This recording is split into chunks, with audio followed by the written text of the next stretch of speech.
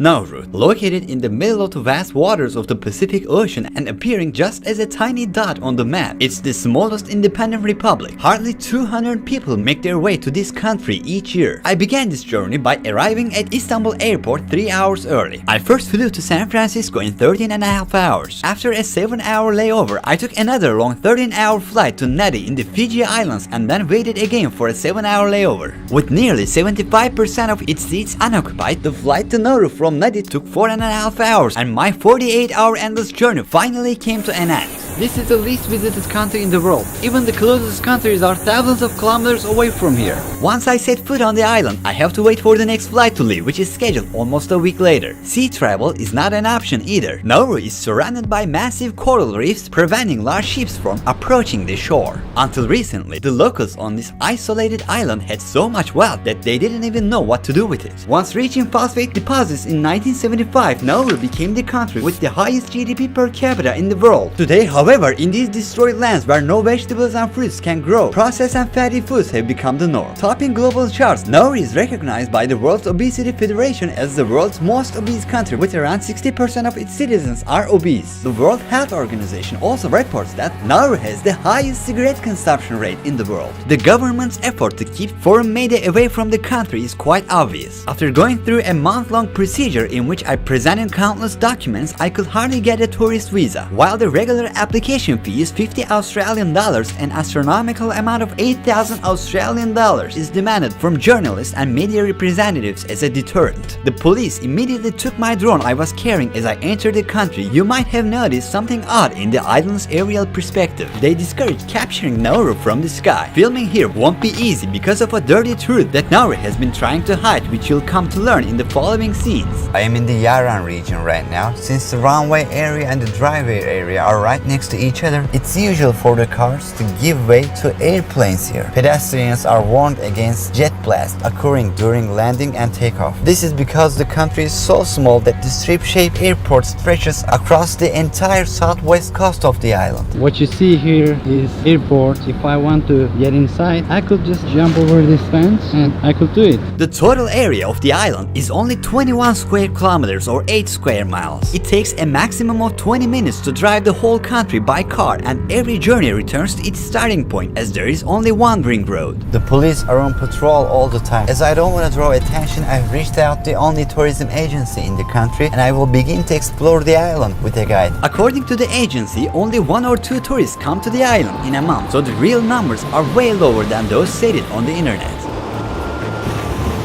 What do you do in your free time on the island? Volleyball.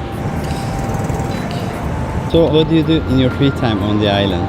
Anything we want to do. Like what? Fishing, sleeping, eating.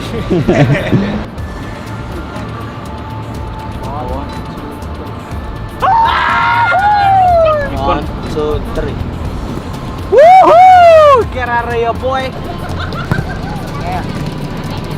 Although it is not often visited by people, Nauru has been a favorite stop for migratory birds for centuries. While the island was thought to have limited resources, its soil contained a treasure called guano made of bird droppings and marine microorganisms. In 1899, German geologist Albert Ellis discovered that this plateau had high-quality phosphate reserves. Once as valuable as gold, phosphate is a raw material boosting productivity in agriculture, and during the First World War, Australia quickly annexed and turned Nauru into an overseas mining field. Except for Japan's brief occupation in 1942, the extracted phosphate was sold to the world for years at extremely low prices. Some old people say that this cell here, Japanese used to pile people in and then close it up, put some gasoline from the rooftop and then burn them in there. Those who don't want to work for them. This railroad, which time is about to erase, was constructed in 1907 to transport phosphate mines from the land's interior to the harbor on the western coast. By the time Nauru gained independence in 1968, 35 million metric tons of phosphate had left from its shores. It's hard to believe, but in the past century, the fruits and vegetables that found their way onto the tables of many people around the world were grown with the phosphate extracted from the soil of this tiny island. After gaining independence, Nauru obtained significant wealth, and many Naurans whose lands would be used for phosphate mining quitted their job and began counting down the days to become millionaires. Thousands of workers from China and other Pacific islands were brought to work in the dirty, hot and tough conditions of the phosphate mines. Nauru had a per capita with an income of around $176,000 by the year 1975, whereas in the world's leading economy, the United States had around $44,000, taking into account today's inflation rate. Nauru managed to establish a welfare state where there were no taxes. Education, transportation, healthcare services, and even housing were all provided free of charge. I've seen my grandma come out of the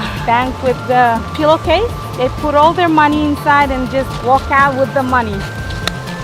Spend it all up. I heard that there was a police officer who bought a Lamborghini, but he realized that he did not fit into the Yes. car and dumped it. Is it true? Yes, that's true.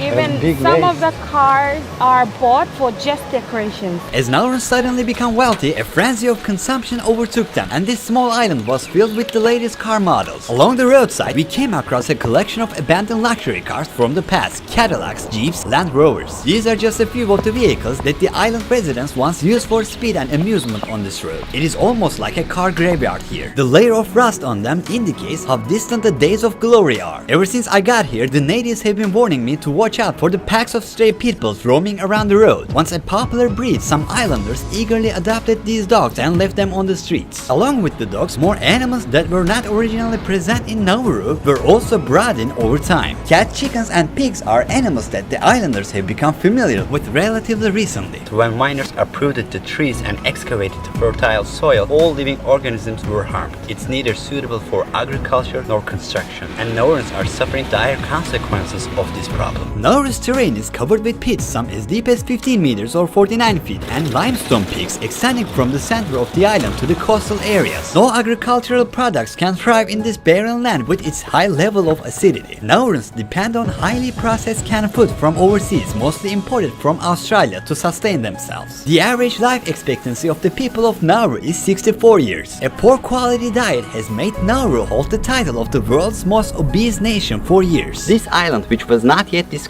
by the Western world 150 years ago, was self-sufficient, but now they outsource everything. Here, 97% of men and 94% of women are overweight or obese. The obesity issue in Nauru is like an epidemic. It's everywhere. On the streets, in the restaurants, at the markets, I see people struggling with extra weight. Within a population where 45% suffer from diabetes, amputations are common. There are awareness-raising banners all around the country. The store shelves are empty, as you can see. Products are imported here every 6 weeks. It's a luxury to have fresh fruits and vegetables on the island. A head of cauliflower is priced at 18 Australian dollars and a watermelon costs 61 Australian dollars. Many residents enjoy consuming meat products that Western countries refuse to sell to their own people and instead market them as turkey tails to Naurans. This part of the animal, which is 75% pure fat, is far from being nutritious.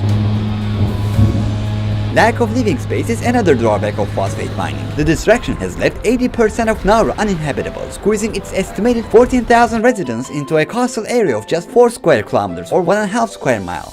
This is Boada Lagoon, the only untouched area on the island that contains the original flora. It opens a door to the past. Nauru was once filled with this plant cover, but now it's all vanished. Here it's still possible to see banana trees, pandanus trees, and pineapple plants. Rising like sculptures, the coral rock formations on Nauru's coastline reach up to 5 meters or 16 feet above the sea. The ocean floor is covered by dead coral rocks that extend about 200 meters from the shore, making it impossible for large ships to dock. Many of these are underwater and become visible only when the sea recedes. This makes it possible for the people to walk up to hundreds of meters in water and hunt fish. With the destruction of trees, average temperatures have increased to around 30 degrees Celsius or 86 degrees Fahrenheit all year round. On the island, influenced by the monsoon winds seasonally, rain and time flow as one. However, Nauru lacks any rivers or streams. Islanders have limited access to fresh water. The country produces 2 million liters of drinking water daily by treating ocean water using reverse osmosis at these desalination plants. There is an underground lake named Mokoavel. Finding the entrance to this cave without the help of a local is challenging as its entrance is quite narrow. During times of war, the people of Nauru use this place both as a shelter and to access drinking water. It's filled with cans and pieces of glass. This underground lake is no longer a reliable supply of drinking water. What was the religion before Christianity? It's the Buddha. It's the god here. There's the altar on the top side. If they give it food, it will come into life and then it will bring them what they were asking for. Is there anyone who still believes in Buddha? Some. They believe that this water here, and they've witnessed that if you come and take a dip, It will heal your skin or maybe some other diseases. There is no official capital city in the country. However, Yaran district contains all of the institutions such as the Parliament House, embassies, the country's only police station, fire department and the airport. There are only 11 schools here, including 3 high schools and a state university. Almost everyone on the island is fluent in English. The locals speak Nauru as their first language. For example, the name Nauru itself originates from Nauruan term Anoero, which means I go to the beach. How do you say hello? Waiting. Yeah. Waiting. How about how are you? I came to the Parliament building where Nauru is governed. Contrary to the expected formal setting, it reflects the relaxed atmosphere of the island. There was no security at the entrance and I have been allowed to take photos and videos with my phone. With only 19 seats, Nauru's parliament is one of the smallest in the world. If those here knew about the scenes I will show you later in the video, they would probably think twice about letting me be here. By the 1970s, the Nauru government realized that their phosphate reserves ending and they mirrored oil-rich Middle Eastern nations by investing in overseas properties, including Nauru House in Melbourne, Nauru Tower in Hawaii, Pacific Star Hotel in Guam, Pacific House in Washington, the Grand Pacific Hotel in Fiji, and many more. However, corruption and mismanagement put the government into a deficit of millions of dollars per year throughout the 1990s, and the savings from the phosphate quickly went up in smoke. In an effort to sustain its welfare, the government aimed to turn the country into a tax haven and got involved in a money laundering scandals with drug cartels, the Russian mafia, and organizations like Al-Qaeda. Nauru issued license to over 400 foreign banks under a system that didn't require branching and allowed optional record keeping. During that period, the Russian mafia alone laundered an estimate of $70 billion through the banks in Nauru. As a result of international pressures, the country put an end to illegal offshore banking activities and has been compelled to use a cash-based economy since 2004. The Australian dollar is the official currency of Nauru. A few and only ATMs in the country don't have money either. I brought some cash with me because credit cards are also not accepted here. Following efforts to prevent money laundering, only one bank, which is Australian, currently operates in the country. As the year 2000 approached, phosphate reserves had run dry and phosphate export fell to 1% compared to its peak period. The country's central bank collapsed and its properties abroad were sold off one by one. We see the excavation machines in action as we move through the topside. The country still continues to extract phosphate on a small scale. If they discover another phosphate mine here, will you support mining it? I'll just say leave the nature alone, because now digging to the ground, we're gonna sink. 52% of the population lives at or below the poverty line and tries to survive on aid from the church. In low-income areas, stress triggers high levels of tobacco consumption. Roughly 1 out of every 2 individuals above the age of 15 consume cigarettes on the island. There are a total of 5 beaches on the island and they have been partially littered with rubber tires and trash. Nauru agreed to accept unwanted refugees from Australia in exchange for financial support in 2001. Around 1,000 refugees, mostly of Afghan, Iraqi and Iranian descent, were transported to Nauru and detained for an indefinite period.